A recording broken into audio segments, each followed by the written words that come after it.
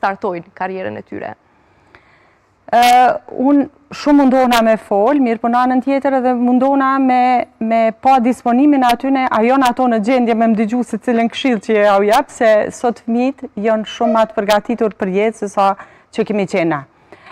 Do të thotë rrjetet sociale, televizionet, hapja me botën e jashtme, ja u ka mundësu që ata mos bojnë edhe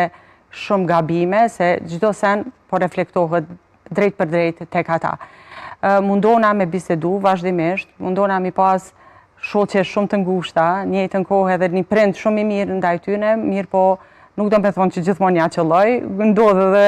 edhe krijohet një atmosferë jo shumë e mirë kur une ju thonë për diçka dhe nuk përshtaten me mendimin tim, po unë vazhdoj me mbajt atë mendimin që e kam, ndoshta dikur edhe nëse